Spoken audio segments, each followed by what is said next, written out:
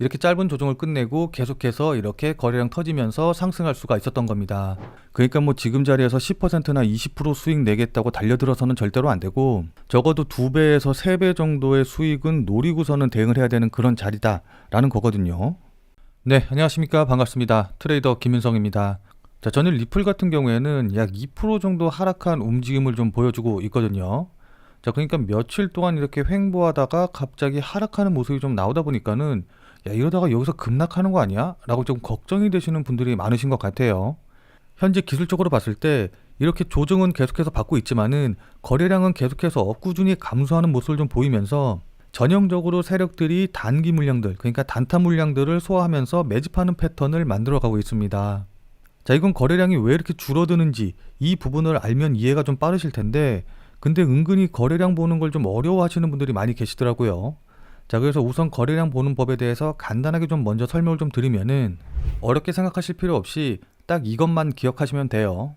자, 그러니까 가격이 상승할 때 거래량이 증가한다 라고 한다고 하면은 매수세가 강하구나 라고 생각을 하시면 되는 거고, 가격이 하락을 할 때 거래량이 상승을 한다 라고 한다고 하면은 그때는 매도세가 강하구나 라고 해석을 하시면 되는 겁니다.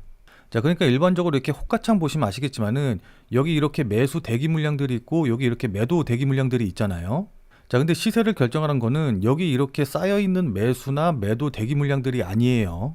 자, 그러니까 모든 사람들이 전부 다 여기다가 매수 주문 걸어 놓고, 그리고 또 모든 사람들이 이쪽 편에다가 매도 주문 걸어 놓는다 라고 한다고 하면은 거래 자체가 일어나지 않을 것이기 때문에, 결국 시세를 결정하는 거는 이렇게 매수 매도 호가가 쌓여 있을 때 누가 더 위쪽 가격으로 해서 매수 주문을 내놓느냐, 아니면은 누가 더 아래 가격으로 해서, 그러니까 본인이 손해를 보면서 매도 주문을 내놓느냐, 이런 물량들이 얼마나 많이 있느냐에 따라서 가격이 결정이 되는 거거든요.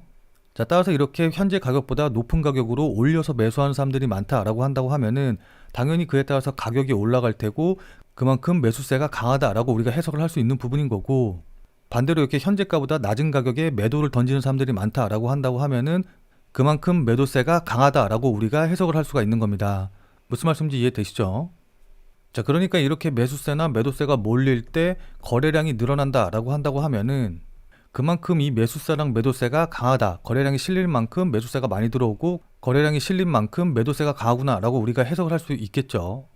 자, 그러니까 리플의 일봉 보시면 아시겠지만은 이렇게 리플의 가격이 상승을 할 때 거래량이 상승을 하고 있다라고 한다고 하면은 그만큼 매수세가 강하다라고 우리가 해석을 할 수 있는 부분이고, 그 다음에 조정받을 때 보시면 아시겠지만은 거래량이 점점 줄어들고 있는 걸 확인해 볼 수가 있죠.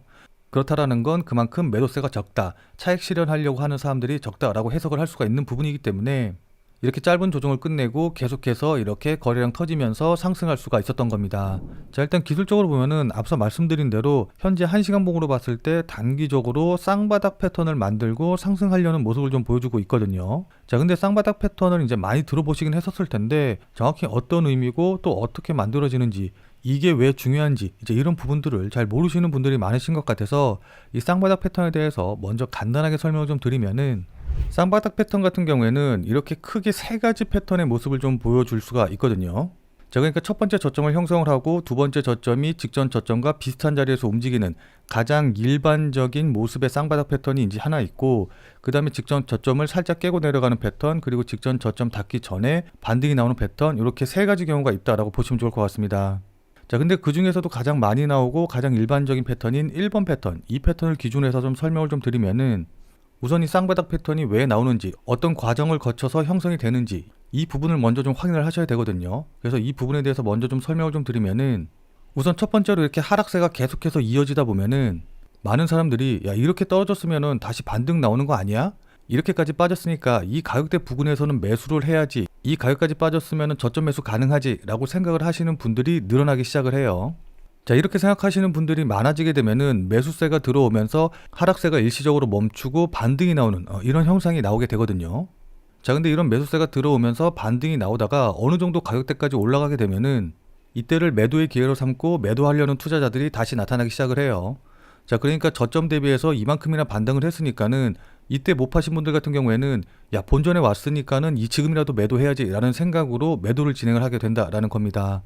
자, 그리고 이 정도까지 올라왔으니까는 그 전에 계속해서 하락했었는데 다시 또 하락하지 않을까라고 불안을 느끼는 사람들도 매도에 동참을 하게 되고, 또 이 저점 자리에서 매수한 사람들 중에서 단기로 보시는 분들, 그러니까 단타 대응하시는 분들은 이런 자리에서 충분히 수익 실현을 하고 빠져나올 수 있게 되겠죠. 자, 그러다 보면 가격은 다시 이렇게 하락하는 모습을 보이게 될 겁니다. 자, 그렇게 가격이 하락해서 직전 저점 자리 부분까지 다시 떨어지게 되면은 이전 직전 저점이 심리적인 저점으로 작용을 하면서 이때 매수 기회를 놓친 사람들이 신규로 매수를 진행을 하게 되고, 또 여기서 매수했다, 여기서 매도해서 수익을 낸 사람들 같은 경우에도 이전에 본인들이 저점이라고 생각했던 가격까지 다시 하락을 했기 때문에 다시 재매수가 들어오는 모습을 좀 보이게 돼요. 자, 그래서 이런 매수세가 들어오면서 주가는 다시 한번 상승하는 모습을 좀 보여주게 되고, 직전에 일시적인 고점으로 작용했던 이 꼭지점 자리 부근을 돌파하게 되면은 이 쌍바닥 패턴이 완성이 되면서 보수적인 투자자들마저 이 쌍바닥이 저점이었다라는 걸 확신하면서 이 자리에서 매수가 들어오게 되고, 그렇게 됨으로 인해서 이전의 하락 추세를 상승 추세로 돌리는 추세 반전형 패턴이 완성이 되게 되는 겁니다. 무슨 말씀인지 이해되시죠? 자, 그래서 이 쌍바닥 패턴이 완성이 되는 건 언제 확인이 가능하냐? 바로 이 부분, 그러니까 이걸 우리가 넥라인이라고 표현을 하는데, 직전 꼭지점 자리 부근, 이 자리를 다시 한번 돌파하는 모습을 보였을 때 이때 쌍바닥 패턴이 완성이 됐다라고 우리가 이야기를 하거든요.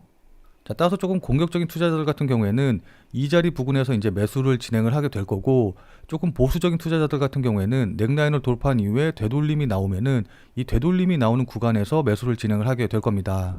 자, 근데 어제 이런 하락의 원인으로 지목이 된 게 CME가 리플이나 솔라나의 선물 출시 정보는 오류다라고 이야기한 게 이게 악재로 작용해서 이제 하락을 한 거였거든요. 자, 그럼 일반적인 분들 같은 경우에는 야, 이거 선물 출시 안 하나 보다, 이거 리플한테는 악재 아니야? 그럼 떨어지는 거 아니야? 라고 이제 생각을 하실 텐데, 이런 뉴스들, 그러니까 특히 정부 기관에서 나오는 뉴스들 같은 경우에는 그냥 얘네들이 하는 말 그대로, 표면 그대로 받아들이시면 절대로 안 됩니다. 왜냐하면 정부 기관에서는 정부 기관만의 언어가 있고 이걸 이해해야지만 정확한 의미를 파악할 수가 있는 거거든요. 자, 그래서 자세한 내용 보시면 아시겠지만은 여기 출시를 아예 안 한다라는 게 아니라 결정된 사항이 없다라고 이야기한 걸 확인해 볼 수가 있습니다. 자, 그러니까 만약에 정말로 출시를 하지 않고 출시 자체가 사실무근이다, 그래서 검토조차 아예 하지 않았다라고 한다고 하면은 그냥 사실이 아니다라고만 이야기하지 결정된 사항이 없다라는 식으로 이야기는 안 하거든요. 무슨 말씀인지 이해되시죠? 자, 그러니까 결정된 사항이 없다는 것 자체가 검토는 이미 일정 부분 진행이 됐다, 검토는 했다라는 걸 이제 의미한다라고 볼 수가 있는 거고, 자, 그리고 조금 더 자세한 기사 내용 보시면 아시겠지만은 웹사이트에 표시된 내용은 내부 테스트 과정에서 잘못 반영이 된 것으로 확인이 됐다라고 이야기를 했는데, 자, 우리가 상식적으로 생각을 해보자고요. 웹사이트에 이런 글을 쓰고 웹사이트를 작성하는 사람들 같은 경우에는 뭐 고위 공직자가 웹사이트를 직접 만들고 이러진 않을 테니까 당연히 말단 직원들이 이런 것들을 했을 거란 말이에요. 그쵸? 자, 그럼 홈페이지를 작업하는 말단 직원이 이런 선물 옵션과 관련된 이야기, 이런 구체적인 얘기를 본인이 창작해서 본인이 생각해서 썼을까요? 당연히 아니겠죠. 그러니까 정말 테스트를 위해서 썼다라고 한다고 하면은 뭐 그냥 일상적인 얘기라던가 아니면 정말 말도 안 되는 이야기를 써놨을 텐데, 이런 구체적이고 사실적인 내용을 썼다라는 것 자체는 이미 리플이나 솔라나의 선물이 출시되는 거는 결정이 됐지만 이걸 아직 발표할 시기가 아니다, 그러니까 공개할 시기가 되지 않은 건데 실수로 일찍 공개가 됐다라고 해석을 하는 게 더 맞는 표현일 겁니다. 무슨 말씀인지 이해되시죠? 자, 그럼 당연히 선물 출시가 확정이 되고 그 일자가 나온다라고 한다고 하면은 그게 리플 가격 상승에는 당연히 호재의 요인으로 작용할 수밖에 없겠죠. 자, 그리고 하나 더 중요한 뉴스가 있는데, 지금 여기 시간 보시면 아시겠지만은 1월 24일 새벽에 나온 기사 보시면 아시겠지만 트럼프가 드디어 국가 디지털 자산 비축에 관련된 행정명령을 내렸거든요. 자, 그러면서 미국을 암호화폐 수도로 만들겠다라고 되게 거창한 행정명령을 발표를 했는데, 자, 근데 이런 트럼프의 행정명령이 나올 때 비트코인이 시세가 움직인 거 보시면 아시겠지만은 행정명령 발표와 동시에 이렇게 급등했다가 바로 급락한 흐름이 나온 걸 확인을 해볼 수가 있습니다. 자, 그럼 비트코인은 왜 이렇게 움직였을까요? 당연히 엄청난 호재일 텐데 이렇게 쭉쭉 치고 올라가야 될 텐데 왜 여기서 조정을 받았을까요? 자, 왜냐하면 사람들은 트럼프 대통령이 취임 이후에 이 비트코인을 국가 전략 자산으로 삼아서 마치 원유를 비축하듯이 비트코인을 정부에서 매수해서 비축할 것이다 라고 기대를 했거든요. 자, 근데 오늘 행정명령 나온 내용 보시면 아시겠지만은 오늘 행정명령에 명시적으로 비트코인이라는 단어 자체가 등장을 하지 않았어요. 그냥 포괄적으로 디지털 자산이라고만 써 있었고, 또 이번 행정명령에서 비축하기로 한 거는 새로 구매해가지고 비축하겠다라는 게 아니라 범죄 수익으로 압수한 암호화폐를 보관해라 라는 거거든요. 자, 근데 이거 같은 경우에는 이미 시행 중인 것이기 때문에 행정명령을 내리나 마나 크게 변하는 게 없는 부분이었어요. 자, 그리고 이외에도 여러 가지 내용들을 발표하기는 했는데 새로운 내용이라던가 시장에서 기대할 만한 내용은 전혀 나오지 않았기 때문에 이렇게 비트코인이 급등했다가 바로 급락하는 흐름이 나온 거거든요. 자, 이러면 어떤 분들 같은 경우에는 야, 이러면 리플한테도 악재 아니냐? 라고 걱정하시는 분들도 계실 텐데 이거는 전혀 그렇지가 않습니다. 오히려 리플한테는 호재로 작용할 수도 있는 부분인데, 왜냐하면 리플 같은 경우에는 애초에 전략자산 편입에 대한 기대가 그렇게 많이 반영이 된 게 아니거든요. 오히려 전략자산 비축에 대한 호재가 나오면서 비트코인이 급등을 했다, 계속해서 이렇게 치고 올라가는 모습이 나왔다라고 한다고 하면은 시장의 모든 관심이라던가 시장의 유동성, 그러니까 시장의 돈이 이 비트코인 쪽으로 흘러가면서 리플은 상대적으로 소외될 가능성이 굉장히 높았기 때문에 리플 입장에서 보면은 어떻게 보면 이건 호재로 작용할 수도 있는 부분인 겁니다. 무슨 말씀인지 이해되시죠? 자, 그리고 나서 다시 차트를 보시면 아시겠지만은 지금 쌍바닥 패턴 같은 경우에는 이렇게 저점을 높여가는 형태의 쌍바닥을 만들고 있다라고 보시면 좋을 것 같습니다.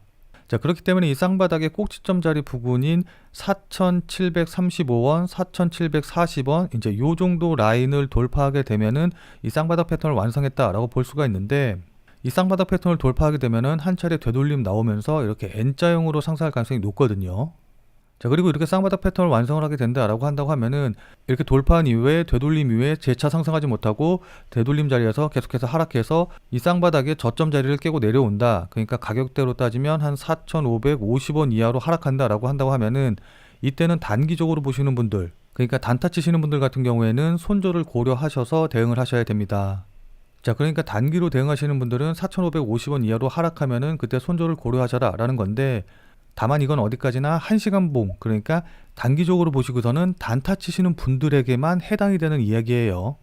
이렇게 일봉으로 놓고 보시면 아시겠지만은 지금 급등한 이후에 거래량 줄어들면서 옆으로 횡보하는, 그러니까 급등 이후에 자연스러운 물량 소화의 과정을 거치는 정말 자연스러운 그런 과정이 있는 거거든요.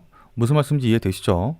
자, 그러니까 제가 늘 말씀드립니다만은 지금은 단기적으로, 그러니까 뭐 1시간 봉, 30분 봉 이렇게 놓고 보실 게 아니라 일봉이나 주봉으로 놓고서는 대응을 하셔야 되는 시기이다. 그러니까 뭐 지금 자리에서 10%나 20% 수익 내겠다고 달려들어서는 절대로 안 되고 적어도 2배에서 3배 정도의 수익은 노리고서는 대응을 해야 되는 그런 자리다라는 거거든요. 자, 따라서 차트를 좀 크게 보시고서는 지금 자리에서 이렇게 위아래로 움직이는 잔파동에는 흔들리시면은 안 됩니다.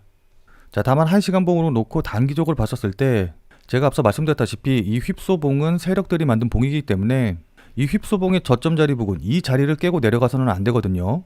자, 그러니까 가격대로 따지면 대략적으로 4,300원에서 4,250원 정도 라인이 될 것으로 보이는데, 그러니까 4,300원에서 4,250원 이 가격대를 깨고 내려오기 전까지는 이 자리에서 어떤 식으로 움직이던 신경 쓰시지 말고 그냥 보유하시면 되고, 그리고 만약에 4,300원에서 4,250원 라인 이 가격대를 깨고 내려가는 움직임이 나온다라고 한다고 하면은 이건 전체적인 분위기가 바뀐 것일 수가 있기 때문에 일단 매도라던가 손절을 고려하셔야 되거든요. 자, 근데 그렇다라고 한다고 하더라도 절대로 가격만 보시고선 대응을 하시면 안 되고, 이때 거래량이라던가 실시간 호가창에서 세력들, 그러니까 고래들의 매도 물량이 나오는지 이런 것들을 확인을 하시면서 대응을 하셔야 됩니다. 자, 그러니까 정리해서 말씀을 드리면은 4,300원에서 4,250원 선을 깨기 전까지는 그 위에서 어떻게 움직이든 상관없이 그대로 보유하시면서 지켜보시는 전략으로 대응을 하시되, 4,300원에서 4,250원 라인을 깨고 내려오게 되면은 그때는 일단 전체적인 분위기가 바뀐 걸 수도 있으니까 매도라던가 손절을 고려하셔야 된다. 다만 이때도 그냥 무조건 가격이 그 아래로 떨어졌다라고 해서 무조건 매도하시면 안 되고, 거래량이라던가 호가창의 분위기 이런 것들을 보면서 실시간으로 세력들이 어떻게 움직이는가를 판단하셔서 대응을 하셔야 된다라는 거거든요. 자, 그러니까 실시간으로 이 차트나 움직임을 좀 보면서 제가 말씀드린 이런 부분들에 대한 판단과 대응이 가능하신 분들은 필요가 없겠지만은, 나는 실시간으로 볼 상황도 되지 않고 그리고 실시간으로 볼 수 있다라고 한다고 하더라도 어떻게 해야 될지 잘 판단이 안 선다라고 하시는 분들은, 자, 지금 화면에 보이는 제 전화번호 보이시죠? 자, 지금 화면에 보이는 제 전화번호로 참여라고만 쓰셔서 문자 보내주시기 바랍니다. 자, 지금 화면에 보이는 제 전화번호로 이렇게 참여라고 쓰셔서 문자 보내주신 분들에게는 제가 그동안 여러분들께 한 말도 있고 또 실제로 제 말을 듣고 매수하신 분들도 계시니까는 제 채널의 구독 여부와는 상관없이 무조건 제가 100% 무료로 운영 중인 비공개 텔레그램 방에 들어오실 수 있는 링크를 드리도록 할게요. 자, 그래서 제가 계속해서 실시간으로 좀 보면서 실시간 대응 방법을 이 텔레그램 방, 제가 100% 무료로 운영 중인 이 비공개 텔레그램 방에서 전부 다 말씀드릴 테니까 혼자서 아무 가격에서나 그냥 매수 매도 뭐 물타기 하고 이러지 마시고, 적어도 제가 텔레그램 방에서 말씀드릴 때 그때 제 말을 참고하셔서 매수라던가 매도에 대한 결정을 하시길 바랍니다. 자, 그럼 오늘 영상은 이것으로 해서 마무리 짓도록 하겠습니다. 자, 오늘 내용이 조금이라도 도움이 되신 분들은 구독과 좋아요 눌러주신 거 잊지 마시고요. 자, 그럼 우리는 텔레그램 방에서 뵙고 더 많은 이야기 나눠보도록 하겠습니다.